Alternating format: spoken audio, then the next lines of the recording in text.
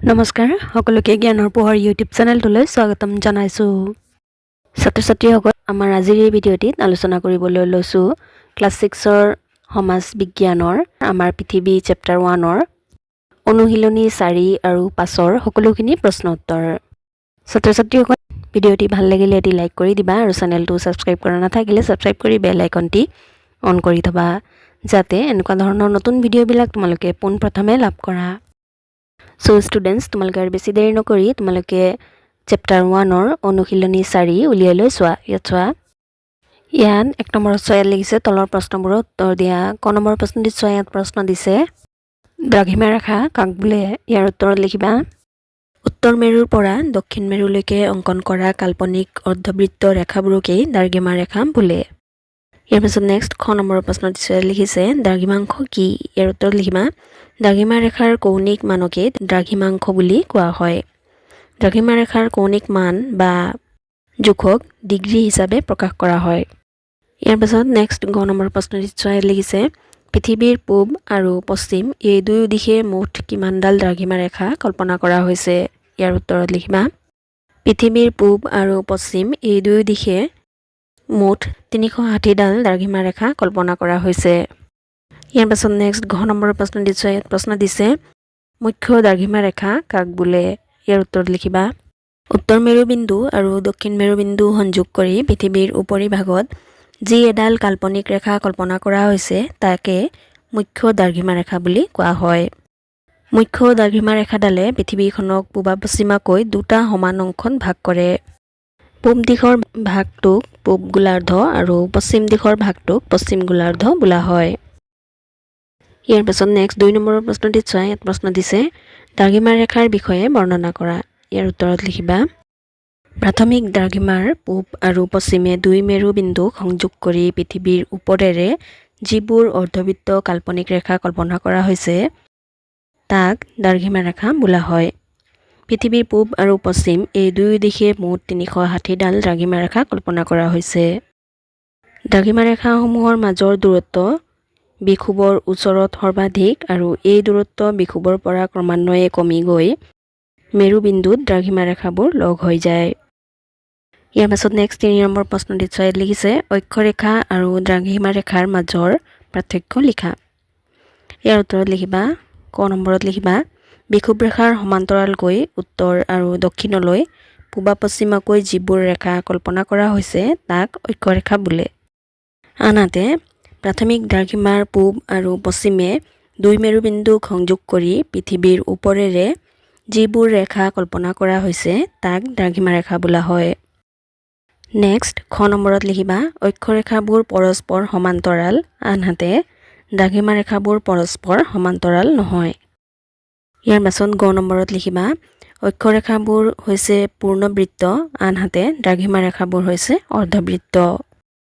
আৰু একেবাৰে শেষৰ ঘ নম্বৰত লিখিবা পৃথিৱীৰ উপৰিভাগত মুঠ 180ডাল অক্ষৰেখা আছে, আনহাতে পৃথিৱীৰ উপৰিভাগত মুঠ 360ডাল দ্ৰাঘিমা ৰেখা আছে। ছাত্ৰ ছাত্ৰীসকল, ইয়াৰ পাছত নেক্সট তোমালোকে অনুশীলনী 5 উলিয়াই লৈ চোৱা। ইয়াত 1 নম্বৰত লিখিছে তলৰ প্ৰশ্নবোৰৰ উত্তৰ দিয়া। ক নম্বৰ প্ৰশ্নটিত চোৱা, লিখিছে NASA নাছাৰ সম্পূৰ্ণ ৰূপটো কি? ইয়াৰ ফুল ফৰ্ম লিখিব লাগে। ইয়াৰ উত্তৰত লিখিবা নাছাৰ সম্পূৰ্ণ ৰূপটো হ'ল national aeronautics and space administration. ইয়াৰ পাছত নেক্সট খ নম্বৰ প্ৰশ্নটিত চোৱা, ইয়াত প্ৰশ্ন দিছে সূৰ্যই কাৰ চাৰিওফালে পৰিভ্ৰমণ কৰে? ইয়াৰ উত্তৰত লিখিবা সূৰ্যই নিজ কক্ষপথেৰে হাতীপতি তাৰকা ৰাজ্যৰ কেন্দ্ৰৰ চাৰিওফালে পৰিভ্ৰমণ কৰে। ইয়াৰ পাছত নেক্সট গ নম্বৰৰ প্ৰশ্নটিত চোৱা, ইয়াত প্ৰশ্ন দিছে পৃথিৱীক নিজ মেৰুদণ্ডত এপাক ঘূৰিবলৈ কিমান সময় লাগে? ইয়াৰ উত্তৰত লিখিবা পৃথিৱীক নিজ মেৰুদণ্ডত এপাক ঘূৰিবলৈ 24 ঘণ্টা অৰ্থাৎ 23 ঘণ্টা 56 মিনিট 4 ছেকেণ্ড সময় লাগে। ইয়াৰ পাছত নেক্সট ঘ নম্বৰৰ প্ৰশ্নটিত চোৱা, ইয়াত প্ৰশ্ন দিছে অপসূৰ আৰু অনুসূৰ কাক বোলে? ইয়াৰ উত্তৰত লিখিবা পৃথিৱীয়ে সূৰ্যক প্ৰদক্ষিণ কৰি থাকোঁতে 4 জুলাইৰ দিনাখন পৃথিৱীয়ে সূৰ্যৰ পৰা আটাইতকৈ দূৰত অৱস্থান কৰে। পৃথিৱীৰ এই অৱস্থানক অপসূৰ বোলে। আনহাতে পৃথিৱীয়ে সূৰ্যক প্ৰদক্ষিণ কৰি থাকোঁতে 3 জানুৱাৰীৰ দিনাখন পৃথিৱীয়ে সূৰ্যৰ আটাইতকৈ ওচৰত অৱস্থান কৰে। পৃথিৱীৰ এই অৱস্থানক অনুসূৰ বোলে। ইয়াৰ পাছত নেক্সট 9 নম্বৰৰ প্ৰশ্নটিত চোৱা। ইয়াত প্ৰশ্ন লিখিছে পৃথিৱীয়ে সূৰ্যৰ চাৰিওফালে এপাক ঘূৰিবলৈ কিমান সময় লাগে?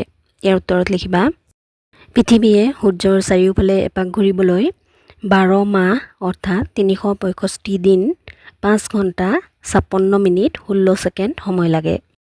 ইয়াৰ পাছত নেক্সট তোমালোকে 2 নম্বৰ প্ৰশ্নটিত চোৱা। ইয়াত প্ৰশ্ন লিখিছে আহ্নিক গতি কাক বোলে? ইয়াৰ দুটা ফলাফল লিখা।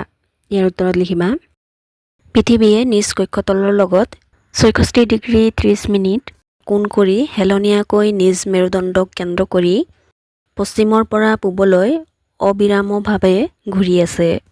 ইয়েই হৈছে পৃথিৱীৰ আহ্নিক গতি বা আৱৰ্তন গতি। এইদৰে এপাক ঘূৰোতে পৃথিৱীক 30 ঘণ্টা 56 মিনিট 4 ছেকেণ্ড সময় লাগে।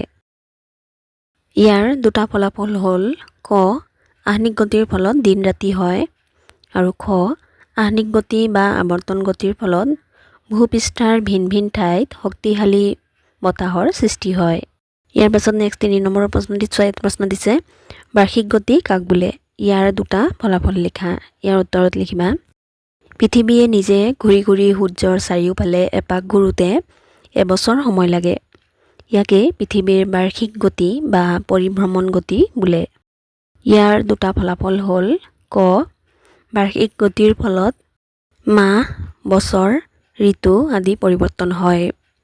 ইয়াৰ পাছত খ নম্বৰত লিখিবা সাগৰীয় সোঁত বতাহৰ গতি তাপ আৰু বায়ুৰ চাপৰ পৰিৱৰ্তনৰ মূল কাৰণ হ'ল বাৰ্ষিক গতি।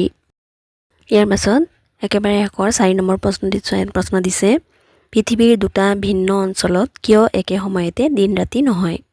ইয়াৰ উত্তৰত লিখিবা পৃথিৱীয়ে নিজ মেৰুদণ্ডক কেন্দ্ৰ কৰি পশ্চিমৰ পৰা পূবলৈ অবিৰামভাৱে ঘূৰি থকা বাবে পৃথিৱীৰ যিটো ফাল সূৰ্যৰ পিনে থাকে তাত দিন আৰু বিপৰীত ফালটোত ৰাতি হয়, যাৰ ফলত পৃথিৱীৰ দুটা ভিন্ন অঞ্চলত একে সময়তে দিন ৰাতি নহয়। ছাত্ৰ ছাত্ৰীসকল আমাৰ আজিৰ ভিডিঅ'টি ইমানেই। ভিডিঅ'টি ভাল লাগিলে এটি লাইক কৰি দিবা। ধন্যবাদ।